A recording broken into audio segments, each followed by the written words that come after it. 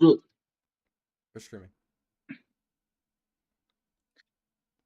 it's 5 a.m. my time again. Okay, we're recording. All What right, up, boy? welcome back to what's up? Nothing. I just said what up, bro. Go ahead.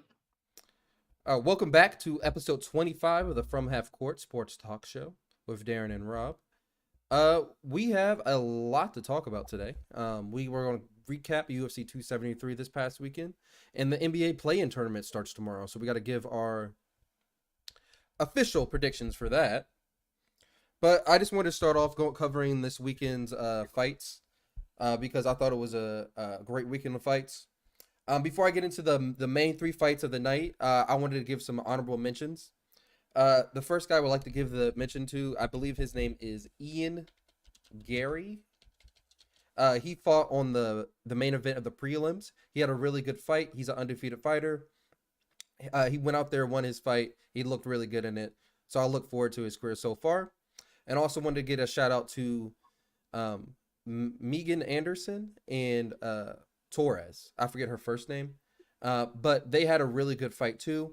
That was a really good fight of mix between jiu-jitsu and a kickboxer. It was a really good style matchup. All You right. said her name was Megan. Megan Anderson. Wasn't Megan? It's not pronounced Megan. I think it's either Megan or Megan. I don't know. I really don't know. Okay. Okay. But she's really has really high level jiu-jitsu and it was a really good fight. But to get to the main fights of the night, I wanted to start off with the people's main event that we talked about the last week. Hazmat Shemaev versus Gilbert Burns. This fight lived up to all the hype, Darren. Shemaev, like I was telling you last week, he was walking through all his opponents with ease. So they jumped him up to the number two guy in the division, and that fight was a dream. To start off, he went for the first takedown of the fight within probably like let's say 15 seconds of the fight. Got denied immediately, really well by Gilbert Burns. From that moment, I knew we had a fight on our hands. Um, Gilbert Burns got caught early in the first round with a jab that put him down from the southpaw position. And that's a really interesting jab because that's the same southpaw jab that Kamaru Usman knocked him out with when he was fighting Kamaru Usman. So it was really good to see that Shemaev striking was good enough to switch stance and hit him with that southpaw jab and make it land and make it hurt enough for him to put him on his butt. In the second round, that's when Gilbert Burns got to show off a little bit of his power and a little bit of pop in his hands. He was able to put down Shemaev.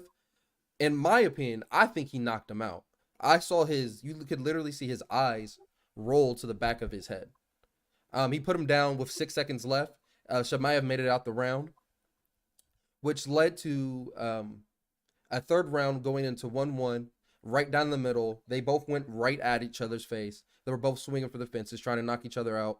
Neither of them got the finish, but it ended up being a very close fight, and Shemaev ended up pulling it out on the scorecards. Personally, I had Gilbert Burns winning that fight, but it was a great fight in general, and I really can't be mad at the judges giving it to Shemaev. So, as far as Shemaev's goes, they're looking at him possibly fighting Colby Covington next. That's what Dana White wants to do.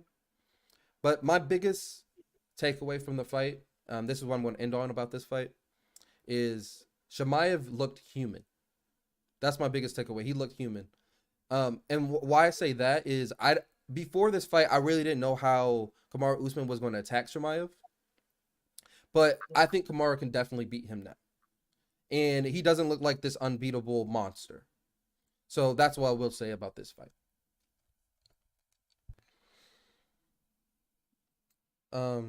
You got any questions about that?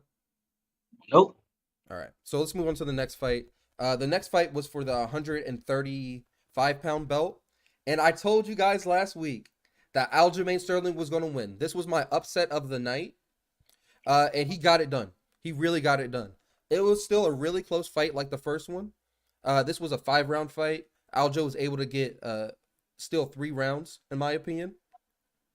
On I'm sorry, he was able to steal 3 rounds on the judges' scorecard. Honestly, once again, I disagree with the judges. I actually had Peter Yan win in this fight, but Aljo came out on the scorecards, and I actually won. No lie, I won like $110 on this fight. So I bet $20, won 90, and I bet before the odds went up, I bet like 25 and won like a good amount of I won like a good amount of money on that one too. Ended up being around like 110 somewhere. So definitely shout out to Aljamain Sterling for shutting up all the haters and getting it done. And for the main event of the night, Alexander Volkanovski put on a showcase. It's as simple as this. It's what I call um, a master class. It's when the fighter not only looks unbeatable and dominant, you get to see he's like it's like he's showing off his skills. He's showing off his leg kicks. He's showing off his jab. He's showing off his combinations. And for some reason his opponent can't do anything about it. It's called. It was a masterclass for Alexander Volkanovski. He shows why he's at the top of the division, and he shows why he's such a dominant fighter. But yeah, that's all I had to really say about the card. It was an amazing card from start to finish, and if you missed it, I would definitely suggest that anybody to go back and watch those fights because they were really good fights.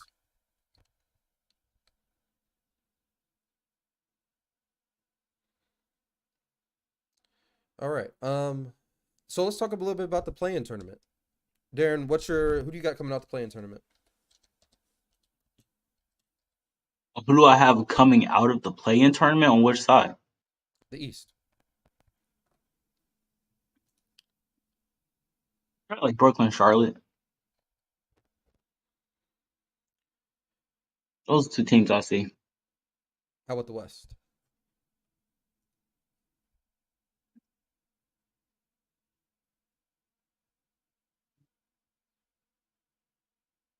Clippers, Timberwolves. Yeah, those two teams. Yep. That's not going to change at all. The East is the more questionable one because that Pelicans ain't going to beat those two teams. I don't feel like. So I agree with you a little bit. I like Brooklyn too, and I really want Charlotte to come out. But the Cavs are really looking really good this year, and I really want to see them make the playoffs. You think the Cavs are going to get the 7th seed? I was thinking about the Cavs getting the 8 seed. So you got the Cavs losing to the Nets and then beating whoever they beat. Yeah. Okay, that's interesting. That's interesting. Um, And don't get me yeah, wrong, I'm not going to act like I watched a lot of Cavaliers basketball this year. But definitely I like the Cavs. mm, they're a good team. They're young.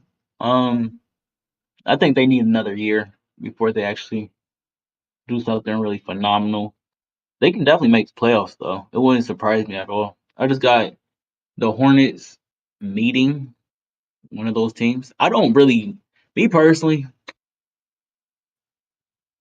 I would have the Cavs beating the Nets, Cavs making the 7th seed, and then the Nets having to play one of these two teams. Um, and they don't play no defense, so you're really not going to shut down either one of these point guards. Trey Young is the only person that shuts stuff down. So.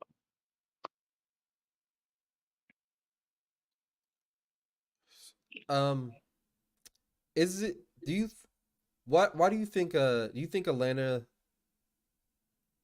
has had a disappointing season to say the least, or you think the Yeah, East just got tougher? the East got tougher. Those top 6 seeds are legit. If the Nets had Ben Simmons, they would be legit. Ben Simmons is coming back for the playoffs, right? We don't know that. Yo, Darren, if they traded for this nigga and he doesn't play in a play-in game, a playoff game, He's not playing in a playing game. why? What's going on? He's not ready yet. Like he doesn't know the system? He's injured.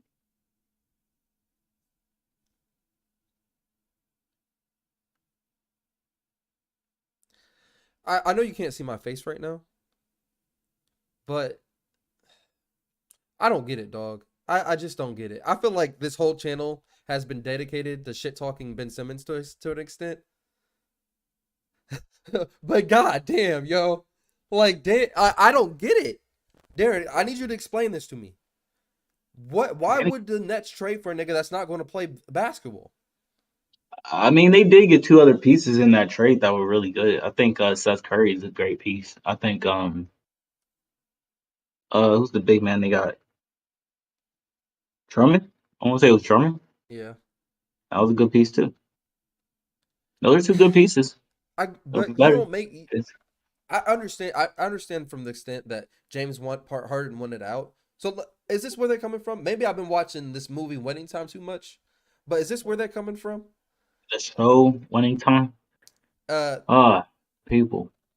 The show winning time. the show Winning Time. But What you does that think have they to were? do with this? I'm about to make the reference. Go Do ahead. you think that they were thinking that okay, James Harden wants out. We need to get an asset to have to be able to trade later. And they're thinking, okay, Ben, we can get Ben Simmons, and we could just have an asset, and we still can, but we can make James Harden happy because we need to get James Harden out of here. This is our best chance of getting an asset that can replicate his value for further possibly trades in the future, maybe. Or did they actually expect this man to play basketball? They probably expected him to play basketball, right? Because They he's didn't looking like have like a shitty ass asset right now, a really terrible ass asset. until he comes in the playoffs and start playing some defense. If he plays in the playoffs, Aaron, that's what you said, Darren. If the I didn't Nets say that. I don't didn't win these say that at playing all. games, I didn't which say they that at all. should, if the Nets don't win these playing games like they should, and miss the playoffs, because I don't care what anybody says, playing games are not the playoffs. If they miss if they lose these playing games, that's it's a tragic. That's a tragic. That's a losing trade. You lost that trade. You lost that trade. I don't know how to say it Mm, any better. I don't know how to say it any better. I I don't think know how to that's be more just articulate that's a about it. bad way of looking at it. That's a very bad way of looking at it. Then how do you look at it? You're saying if they miss the playoffs because of the play-in game, which is one game, and I will argue that that one game is a playoff game I think they get because two. you're if you win your first game where they're at, they don't have to play again, right? Correct. But they get two All right then. chances, is my All point. right then. So it's a playoff game. Uh, if they lose, you're saying they lost the trade. I'm saying it was they lost due to COVID and Kyrie's COVID vaccine stance, which I'm not judging him for. He's 100% in his right to make his decisions. But I would say that is more of a reason than saying the trade with Ben Simmons and James Harden. Okay, I can see that point. I know because I make great points when it comes to the NBA. I just want to let the audience know that. Okay. Um. Yeah, bro. I see what you're saying. But but I don't understand trading for somebody that's not going to play basketball. Like if he doesn't if Ben Simmons contributes nothing to this to the net season, I just don't get it. I guess that's the best way I can put it. I we've like you said, we talked a lot about Ben Simmons. If you're watching this and you wondering what we feel about Ben Simmons, at this point I'm so numb to it. You should probably just go back and watch the previous episodes. I don't even know what to say anymore. You know what though? LeBron had this episode of The Shot. Shout out to The Shot and Maverick Carter and all those people. Spring Hill Productions, they doing a great job. But he was just quoted saying like the meat and potatoes of all of it is work. People don't want to work, and that's how I see Ben Simmons. He just doesn't want to work. So fuck it. Which is crazy You because think he's it's that actually on a simple? team with two actual like basketball workaholics, Kyrie and KD. Those are some skillful ass players, and you don't become skillful by talent. You become skillful by putting time in. You think You think Ben Simmons doesn't love may have fell out of love with the game or something like that? I don't think he ever loved the game. I think he loved what the game could do for him. Yeah, that's tough, but I can see that too. It's not tough. Being It's money. It's money. There's a money, lot of people. money, women, because then you Look get at women music. centers. Just look at music. People, there's people who get one hit wonder, all right? 'Cause they got a good check and they're good. Not because they're getting shoved by a company or a record company. It's just they're good. They're not spending that time in the studio no more. They're good. Hmm. He made it Uh, to a second contract. He probably got his second contract. He probably good. uh, one last question. You said the West is more simple. You don't see the Pelicans beating any of these teams. How do you feel about the Spurs? You think the Spurs have a chance? Nope. Nope. The Clippers was winning games without Kawhi and Paul George. They're a deep team that's well coached. Timberwolves, I said it a couple episodes ago. I was wrong, or I wasn't wrong. I just wasn't expecting Anthony Edwards to be this dominant fucking athlete on the basketball court like he is. Or actually, I was expecting him to be an athlete, but I wasn't expecting him to translate This well? like this. Not like this. Not like this. But he's a fucking boss, bro. He's doing his thing. Him and Carl Anthony Towns is probably he is my favorite center. Jokic is next to him, but yeah, I think that team has been hungry for years, man. And then Carl Anthony Towns, the past 2 years, one was like his mom got COVID. Another year he was injured like a lot. Like he was like either dramatically injured or missed it because of COVID. He was injured like a lot. So I'm happy to see him healthy and making a playoff push. Okay. All right. Lastly, I wanted to end on this. Frank Vogel officially got fired today, as being let know that he's going to get fired as the Lakers head coach at the end of He the got fired season. today. He got fired today. Okay, so it's official that he got fired today. You have anything else you want to say about Frank Vogel's tenure with the It Lakers? wasn't his fault. If y'all don't blame this last year on Frank Vogel, he had 41 different lineups. Blame this season. If you gonna blame it solely on one person, which is I still think that's wrong, I would blame it on AD and his health. Something's wrong with that guy.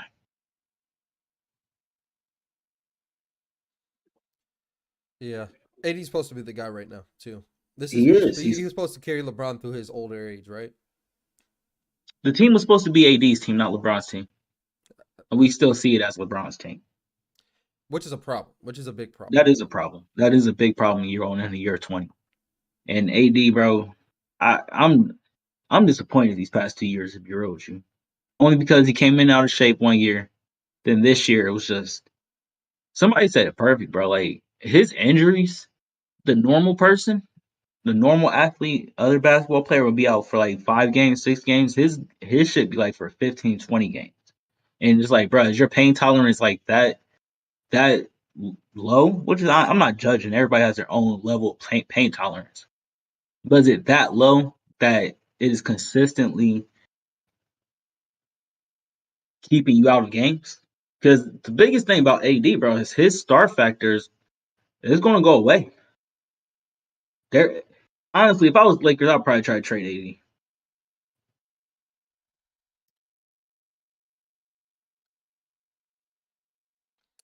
You think AD still has crazy value right now? You just trying to trade him before you lose it?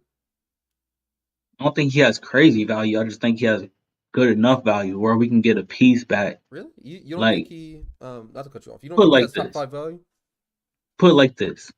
If I can get a team like the Blazers to take AD and Russ off of the books, I'll give you both of them. for Dame? I'm Yeah, for assuming dang, yeah, yeah, straight up, just like that. I'm good. Maybe one first round pick, and I'm good. a second. I don't care. A first round pick. Personally, I'm saying for a first round pick So you because this want team Dame in still the needs to get first? younger. I don't think I'll give you a second for that. Dame in a second, and I'll take both. Well, we're not GM, so I don't. It doesn't matter. But I'm just saying that's what I would ask for. You get AD and you get Russ. You gotta pay these niggas, but if they're healthy, you'll more likely be in the playoffs. That sounds like a bad deal though. Unless Portland thinks I don't know. If Portland think I wouldn't trade, I would try to if Portland could get AD without giving up Dame. Obviously, they would want to do that. It's not happening, so don't even put that out there.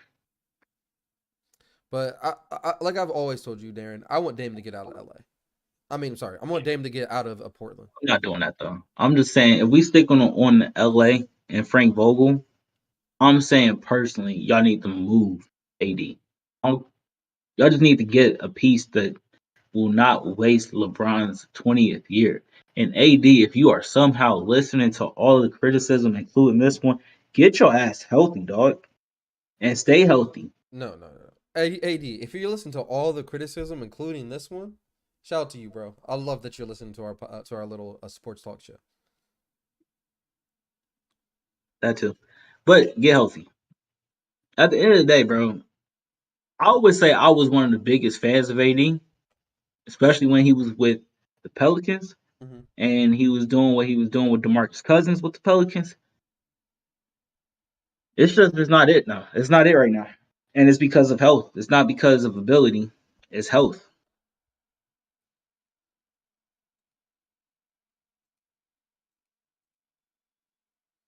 Also, shout out to Klay Thompson. That boy dropped like a 30-point game or something like that recently. Shout out to Klay Thompson. All right. You want to wrap up on that? Yep, yep. Thank you guys again for watching another episode of the From Half Court Sports Talk Show with Darren and Rob. We'll see you guys again Wednesday night. Peace.